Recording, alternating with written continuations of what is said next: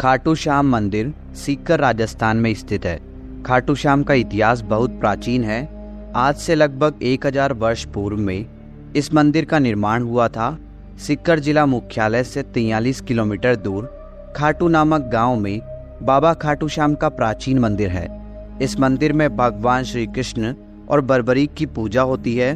खाटू श्याम में बर्बरीक का सिर है, जिसे बर्बरीक ने भगवान श्री कृष्ण के कहने पर दान कर दिया था।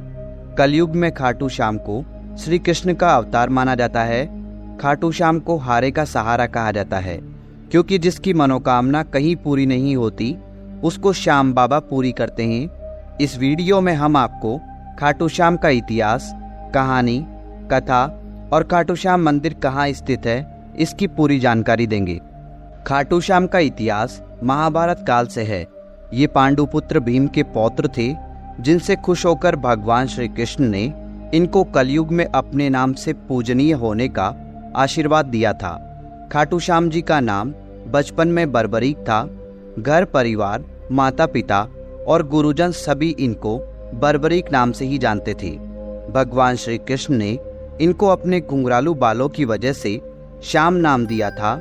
खाटू श्याम जी को श्याम बाबा, दीनों का नाथ, कलयुग का अवतार, शीश का दानी, खाटू वाला श्याम, हारे का सहारा, लखदातार, नील घोड़े का असवार, खाटू नरेश आदि नामों से भी जाना जाता है। खाटू श्याम को मोरवी नंदन भी कहा जाता है।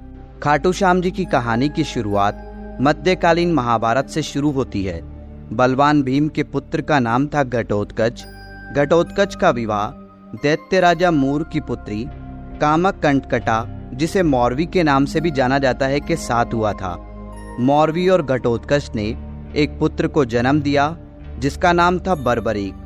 बचपन से ही बर्बरीक ने अपनी माता मौरवी और भगवान श्री कृष्ण से युद्ध कला सीखी। बर्बरीक ने भगवान शिव की तपस्या की, जिससे प्रसन्न होकर शिव जी ने उन्हें 3 बाण दिए। ये 3 बाण उनको तीनों लोकों में विजय दिलवा सकते थे। यह वरदान पाकर बर्बरीक बहुत खुश हुए।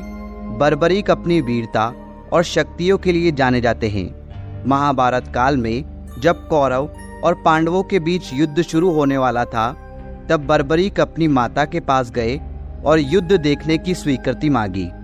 इस पर उनकी माता ने उनसे पूछा कि तुम किसकी तरफ से युद्ध लड़ोगे।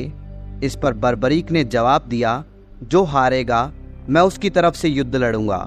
माता से आज्ञा मिलने के बाद बर्बरीक महाभारत का युद्ध देखने के लिए निकल पड़े। भगवान श्री कृष्ण यह सब देख रहे थे। श्री कृष्ण जानते थे कि यदि बर्बरीक को नहीं रोका गया तो युद्ध का परिणाम पलट देगा। रास्ते में जाते हुए बर्बरीक को श्री कृष्ण ने ब्राह्मण का रूप धारण करके रोका और पूछा, हे बालक, तुम अकेले यह 3 बाण लेकर कहाँ जा रहे हो? तब बर्बरीक ने जवाब दिया कि मैं महाभारत का युद्ध देखने जा रहा हूँ और इस युद्ध में जो हारेगा मैं उसका साथ दूंगा। उपहास पूर्वक श्री कृष्ण ने कहा, सिर्फ 3 बाण के सहारे युद्ध लड़ने जा रहे हो? इनसे तो 3 सैनिक भी नहीं मरेंगे। यह सुनकर बर्बरीक बोल पड़े, हे ब्राह्मण, यह कोई साधारण बाण नहीं है। यह बाण मेरे आराध्य महाप्रभु शिवजी ने मुझे दिए हैं। 3 बाण तो क्या, सिर्फ एक बाण एक पल में युद्ध को खत्म कर देगा। हालांकि यह बात श्री कृष्ण पहले से जानते थे। बर्बरीक को रोकने के लिए श्री कृष्ण ने उनकी परीक्षा ली।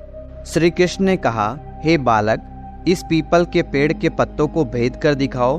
तभी बर्बरीक ने एक बाण निकाला और अपने आराध्य का ध्यान करते हुए बाण छोड़ा, जो पीपल के पेड़ के सभी पत्तों को भेदता हुआ निकल गया। बर्बरीक ने ब्राह्मण से पूछा, आप कौन हो और मुझसे क्या चाहते हो? इस पर उस ब्राह्मण ने जवाब दिया कि मुझे दान चाहिए, क्या तुम दे सकते हो? बर्बरीक ने कहा, मांगो, आपको क्या चाहिए? तब ब्राह्मण ने उनका शीश दान में मांग लिया। यह सुनते ही बर्बरीक समझ गया कि यह कोई साधारण आदमी नहीं है। उसने ब्राह्मण को अपने वास्तविक रूप में आने को कहा। तब भगवान श्री कृष्ण अपने असली रूप में बर्बरीक को दर्शन दिए। अपने गुरु को सामने पाकर बर्बरीक धन्य हो गया। तब बर्बरीक ने रात भर भजन किया और दूसरे दिन फाल्गुन शुक्ल द्वादशी को स्नान करके अपने हाथों से बर्बरीक ने बिना देरी किए अपना शीश काटकर भगवान के चरणों में रख दिया। भगवान श्री कृष्ण ने शीश को एक ऊंचे स्थान पर रखा ताकि बर्बरीक महाभारत का युद्ध देख सके। बर्बरीक की दानवीरता से खुश होकर श्री कृष्ण ने उन्हें अपना नाम श्याम उपहार स्वरूप भेंट किया।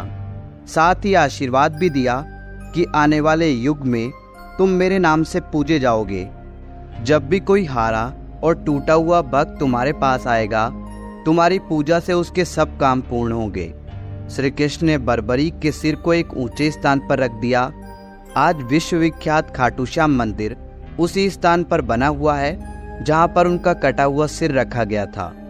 तो यह है खाटू श्याम जी की बेहद अद्भुत कहानी। खाटू श्याम का महत्व कलयुग के साथ साथ बढ़ेगा, क्योंकि भगवान श्री कृष्ण ने इनको आशीर्वाद दिया था कि जैसे जैसे कलयुग बढ़ेगा तुम्हारा यश और लोगों की आस्था बढ़ेगी। आज बाबा खाटू श्याम हारे का सहारा बनकर भक्तों के काम कर रहे हैं और उनके दुख दर्द का हरण कर रहे हैं। खाटू श्याम का महत्व इसलिए भी बढ़ जाता है कि इन्हें कलयुग का भगवान माना जाता है।